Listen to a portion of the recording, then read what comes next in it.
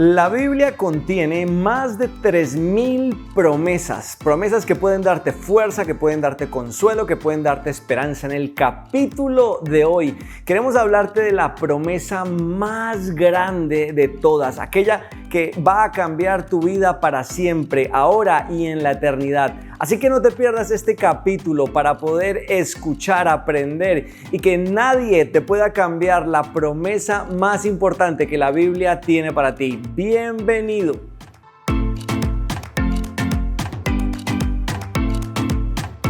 La promesa más grande que tú vas a poder recibir en tu vida tiene que ver en cómo ser amigo de Dios. Y este es un capítulo que no debes perderte. Y quiero que pienses ahora en cómo te hace sentir el pensar en una promesa. Sin duda, las promesas están asociadas con un sentimiento, el sentimiento de ilusión, porque todos nos sentimos ilusionados al recibir una promesa. Estás ilusionado al escuchar esa promesa acerca de esa llamada. Prometo que te voy a llamar, de esa visita. Prometo que voy a ir a visitarte, de ese dinero. Prometo que te voy a pagar a fin de mes. Esas promesas que tienen que ver con las relaciones. Prometo estar contigo para toda la vida. Las promesas están relacionadas con un sentimiento, el sentimiento de ilusión. ¿Cuántas promesas hoy guardas en tu corazón que te han hecho y te hacen sentir ilusionado, esperanzado?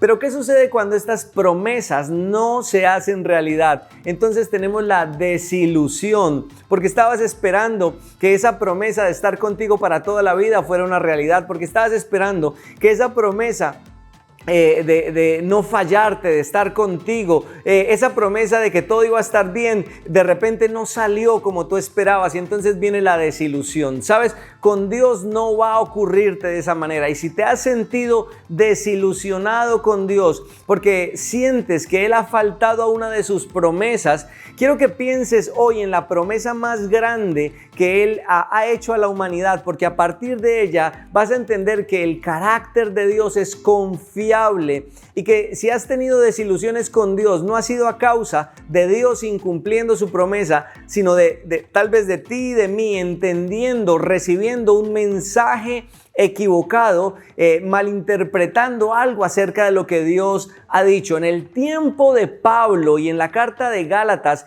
encontramos un grupo de creyentes que estaban siendo ilusionados con una promesa que no correspondía a lo que los discípulos y los apóstoles estaban enseñando. Es por eso que hemos venido estudiando en los capítulos anteriores en qué consiste la promesa de Dios y cómo vas tú a experimentar la promesa de la reconciliación y la paz con Dios, porque la promesa más grande tiene que ver con el perdón y la paz que Dios nos ofrece. Y de la misma manera que Pablo hace un esfuerzo por escribir a la iglesia, de la misma forma como el Espíritu Santo inspiró a Pablo, hoy nosotros podemos recibir esa revelación que Pablo le estaba dando a la iglesia, diciéndoles: miren, la promesa de la paz con Dios se basa en la fe. La promesa que tú y yo podemos recibir es que nuestra paz, nuestra amistad, nuestra reconciliación con Dios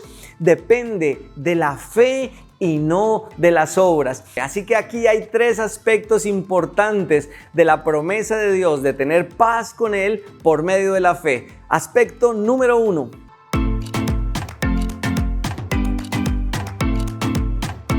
Por la fe recibimos la gracia de Dios. Escucha lo que Pablo les escribe en el capítulo 3, en el versículo 6. Del mismo modo, Abraham le creyó a Dios y Dios lo consideró justo debido a su fe. Así que los verdaderos hijos de Abraham son los que ponen su fe en Dios. Es más, las Escrituras previeron este tiempo en el que Dios haría justos a sus ojos a los gentiles por causa de la fe. Dios anunció esa buena noticia a Abraham hace tiempo cuando le dijo: todas las naciones serán bendecidas por medio de ti. Así que todos los que ponen su fe en Cristo participan de la misma bendición que recibió Abraham por causa de la fe. Cuando recibimos la promesa de tener paz con Dios por medio de la fe, entendemos la gracia. Y la gracia nos dice que llegamos a ser vistos delante de Dios como personas buenas, no porque nos hayamos esforzado y hayamos logrado la perfección moral, sino porque llegamos a confiar en la persona correcta, y esa persona es Jesús. En Romanos encuentras esta misma referencia, pero ahora, tal como se prometió tiempo atrás en los escritos de Moisés y de los profetas, Dios nos ha mostrado cómo podemos ser justos ante Él sin cumplir con las exigencias de la ley. Dios nos hace justos a sus ojos cuando ponemos nuestra fe en Jesucristo. Así que no confiamos en la tradición, no confiamos en una estructura que nos lleve a ser perfectos, no confiamos en un esfuerzo humano, sino que confiamos en Jesús. Y la promesa es que si tú confías en Jesús, recibes la gracia, y la gracia te hace bueno, justo delante de Dios.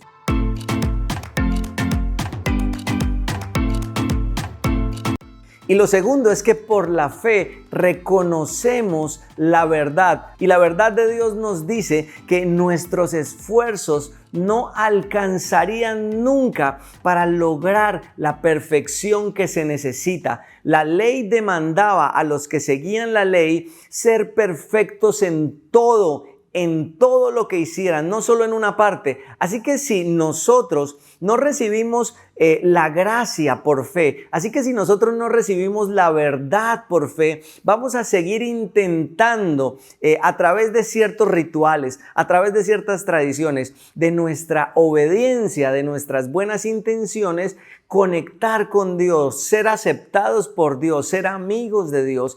Y la fe nos recuerda que la verdad de Dios nos dice que ningún ser humano podría por sí mismo llegar a estar bien delante de Él. Pablo lo dice de esta manera: sin embargo, los que dependen de la ley para hacerse justos ante Dios están bajo la maldición de Dios, porque las Escrituras dicen: maldito es todo el que no cumple ni obedece cada uno de los mandamientos que están escritos en la ley de Dios. Así que en este punto aceptamos una verdad que puede tener un peso sobre nuestros corazones. Hay una oscuridad escandalosa, un pecado escandaloso que nos impide llegar a ser buenos por nosotros mismos. Así que la fe en Jesucristo nos lleva de vuelta a un Salvador, y esto nos lleva al punto número 3.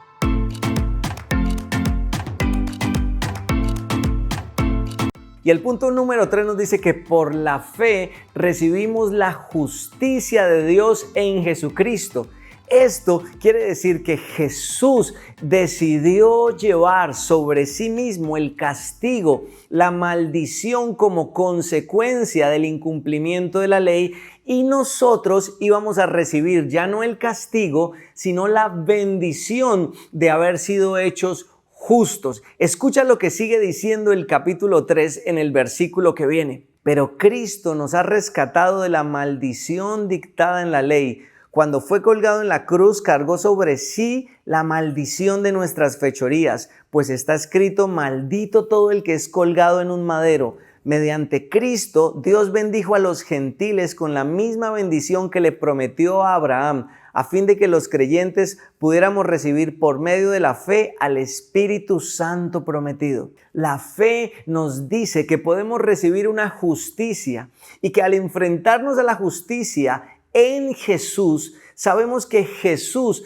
decidió y llevó, era la única persona, el único ser justo que podía pagar, que podía llevar el castigo. Decía Pablo, la maldición. Y mientras Él llevaba la maldición, nosotros recibíamos la bendición de Jesús. Y esa bendición se ve reflejada en el clímax de la promesa. Por la fe recibimos al Espíritu Santo. Y cuando tú escuchas que recibes al Espíritu Santo, entiendes que no estás recibiendo algún tipo de sustancia o de ser mágico. Dios mismo está viniendo a tu vida y eso es sinónimo de ser un hijo de Dios. Eso es sinónimo de haber sido perdonado, de haber sido declarado bueno. Eso es sinónimo de salvación. Mira lo que dice Efesios capítulo 1, en versículo 13 y 14. Dice que cuando oímos el mensaje de salvación y lo creímos, recibimos el Espíritu Santo y fuimos sellados con Él como una evidencia, como la seguridad de la salvación. Así que por la fe recibimos la justicia, pero esta justicia ya no nos condena, sino que nos bendice, porque el castigo lo lleva el único ser que podría llevarlo, que era Jesús, y nosotros recibimos la bendición del Espíritu Santo.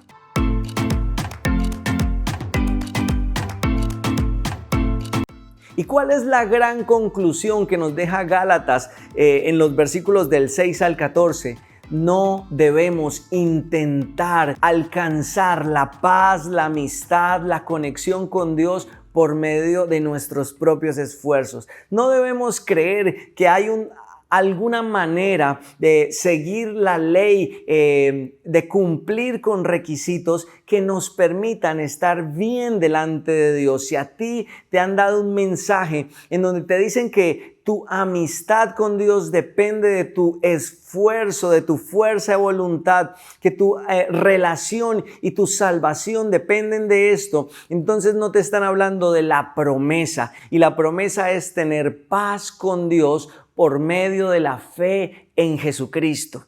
Llévate esto en tu mente. Solo puedes iniciar una verdadera vida espiritual cuando crees en el Jesús de la Biblia, cuando lo has visto como el único camino para ser salvo y ser perdonado, cuando entiendes que el amor de Dios hacia ti no depende de que tú sigas unas reglas o unos requisitos, sino que Dios te está ofreciendo por su promesa, como le ofreció a Abraham, el ser hechos buenos por medio de la fe en su Hijo. 1. Y 2, una vez conozcas a Jesús y creas en Él, no intentes avanzar. La vida cristiana no significa intentar la perfección moral para que Dios te ame o para que Dios no deje de amarte. La vida cristiana consiste en avanzar conociendo que después de creer en Jesús, tú has sido hecho nuevo.